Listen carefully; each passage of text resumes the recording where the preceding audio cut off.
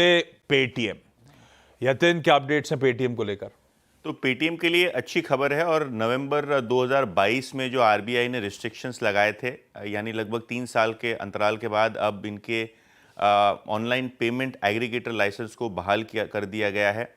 हालांकि अगर हम देखें तो ये इवेंट जो हो रहा है अलीबाबा के कंप्लीट स्टेक सेल एग्जिट के बाद होता हुआ नज़र पड़ रहा है। तो जैसे ही वो ब्लॉक डील कंप्लीट हुई, वो चाइना का एंगल ख़त्म हुआ, पेटीएम के अप्रूवल शुरू हो गए।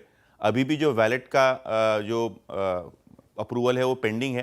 तो अभी ये जो अप्रूवल है उससे जो नए मर्चेंट्स हैं उनकी ऑनबोर्डिंग हो सकेगी और कहीं ना कहीं ये एक न्यू सेंटिमेंटल पॉजिटिव की तरीके से आपको आता हुआ नज़र पड़ेगा। जैसे कि मैंने पहले कहा कि आरबीआई का जो एक्शन था नवंबर 2022 के बाद, उसके बाद पहली बार ये पॉजिटिव न्यूज़ फ्लो रेगुलेटर की तरफ से पेटीएम के लिए आता हुआ नज़र पड़ रहा है।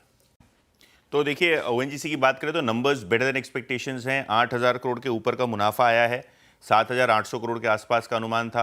रेवेन्यूज़ भी देखें तो हम 32,000 करोड़ देखने को मिल रहा है। ऑब्वियसली अगर हम बात करें तो ये रेवेन्यू डिप आपको सिक्वेंशली क्रूड प्राइसेस में कमजोरी के चलते चल रहा है, लेकिन वो कॉम्पनसेट हुआ है अच्छे मार्जिन परफॉर्मेंस के साथ। अगर हम मार्जिन की बात करें तो 58% दिख रहे हैं आपको, जो कि 54% के आसपास थे पिछले क्वार्टर में। तो यहाँ काफ़ी अच्छा सीक्वेंशियल इंप्रूवमेंट आता हुआ आपको नज़र पड़ रहा है। अगर हम ऑयल इंडिया की बात करें तो यहाँ भी काफ़ी अच्छा परफॉर्मेंस है, 44% नेट प्रॉफिट बढ़ा है। और एबिटा की बात करें तो यहाँ भी आपको अनुमान से थोड़ा बेटर परफॉर्मेंस देखने को मिला है।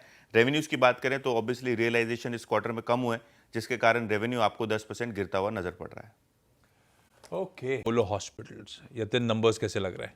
तो नंबर्स ठीक ही हैं। मुनाफे में 42% का मूव आप देख रहे हैं, रेवेन्यूज़ 15% बढ़े हैं। और अगर हम एबिटा एब्सोल्यूट बेसिस पे बात करें तो 850 करोड़ रुपए के आसपास आपको देखने को मिल रहा है, जो कि एक 26% का जंप है। और मार्जिन्स भी काफ़ी स्टेबल हैं, लगभग 1.25% साल दर साल बेसिस आपको यहाँ भी इंप्रूवमेंट देखने को मिल रहा है। ऑब्वियसली दूसरी हॉस्पिटल कंपनीज़ के नतीजे भी इस क्वार्टर में काफ़ी अच्छे हैं। हाँ, तो देखते हैं आज अपोलो हॉस्पिटल अपने अर्निंग्स पे कैसे रिएक्ट करता हुआ नज़र पड़ रहा है। अगर हम बात करें तो उनका जो डिजिटल प्लेटफॉर्म है अपोलो 24/7 जो फार्मेसी बिजनेस है, यहाँ भी आपको इंप्रूवमेंट दिख रहा है उनकी ग्रॉस ऑर्डर वैल्यूज़ में। और अगर हम दूसरे डायग्नोस्टिक्स बिजनेस की बात करें या आरबॉप की बात करें तो यहाँ भी काफ़ी अच्छा इंप्रूवमेंट इस क्वार्टर में देखने को मिला है। तो ब्रॉडली सेटिस्फैक्टरी नंबर्स हैं अपोलो हॉस्पिटल्स के लिए Q1 में। ओके प्लीज, क्या रहा है यहाँ पर ओवरऑल मूड माहौल? तो पीआई इंडस्ट्रीज़ की बात करें तो जो इनका एक बड़ा प्रोडक्ट है, यहाँ दिक्कत हो रही है एक्सपोर्ट्स में भी। और क्योंकि रियलाइजेशंस कम हो रहे हैं, क्योंकि सिस्टम में इन्वेंट्री ऑलरेडी है। इनके एक बड़े जापानीज़ कस्टमर ने ऑलरेडी वो टोन डाउन कर दिया था उनका गाइडेंस। तो कहीं ना कहीं प्राइसिंग प्रेशर देखने को मिल रहा है क्लियरली। नेट प्रॉफिट की बात करें तो 400 करोड़ आया है, पोल लगभग 450 करोड़ रुपए के आसपास का था। रेवेन्यूज़ में भी जो है अनुमान से 15% नीचे आपको नंबर आता हुआ नज़र पड़ रहा है। और मार्जिन्स भी अगर आप देखें तो 27% आया है। तो यहाँ भी आपने साल दर साल बेसिस लगभग 1 परसेंटेज पॉइंट का कट देखा है। तो ब्रॉडली नंबर्स थोड़े वीक है, लेकिन हाँ, ये बाजार को ऑलरेडी पता था कि जो 2-3 प्रोडक्ट्स हैं इनके, खास करके जो जापानीज़ कस्टमर को शिप हो रहे हैं, यहाँ प्राइसिंग प्रेशर क्लियरली क्वार्टर में था और पिछले क्वार्टर भी इस तरीके का ही माहौल बनता हुआ नजर पड़ रहा था। ओके, कौन से और?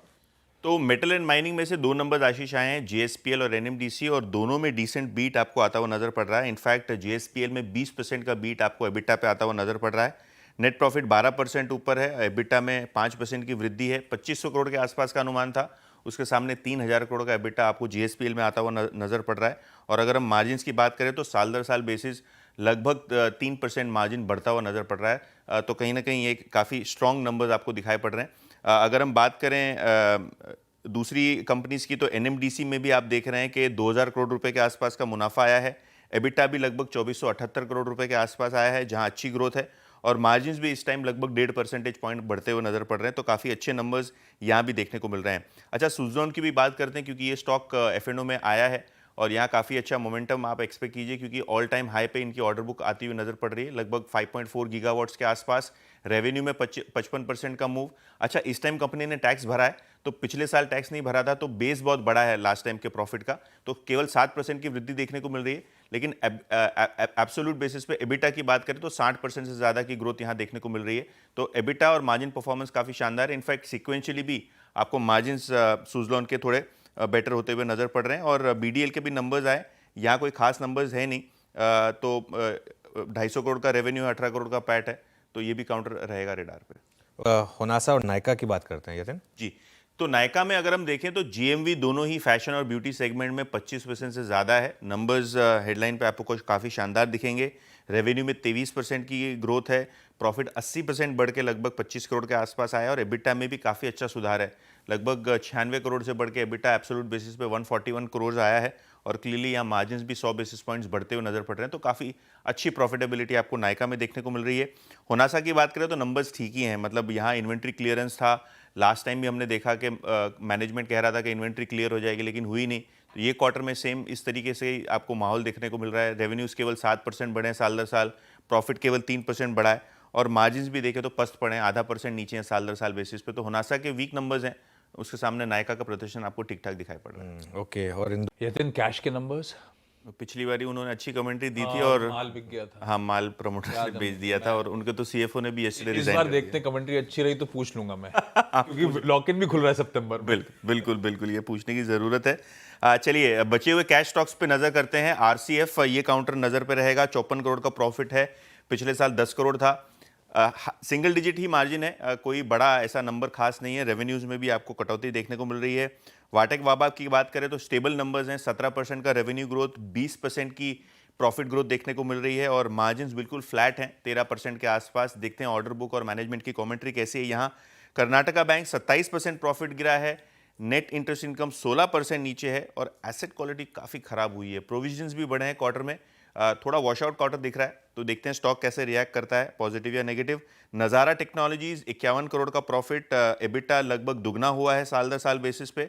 मार्जिन्स हालांकि स्टेबल है 10% के आसपास। अच्छा, 1:1 का बोनस भी नज़ारा टेक ने अनाउंस किया है अपने क्वार्टरली नंबर्स के साथ, तो इसको नज़र पर रखेंगे। और आखिर में एनएसडीएल नई लिस्टिंग है, मेडन रिजल्ट है लिस्टिंग के बाद और प्रॉफिट 15% बढ़ा है। हालांकि रेवेन्यूज दूसरे कैपिटल मार्केट स्टॉक्स की तरह पस्त पड़ी है, साल दर साल बेसिस पे 7% नीचे है। हालांकि मार्जिन्स का प्रदर्शन काफ़ी स्ट्रांग है, मार्जिन्स 31% आए जो पिछले साल सेम क्वार्टर में 24% के आसपास से। तो शायद मार्जिन पे अच्छा परफॉर्मेंस है। देखते हैं नंबर्स को लेकर स्टॉक कैसे रिएक्ट करता है। बिल्कुल देख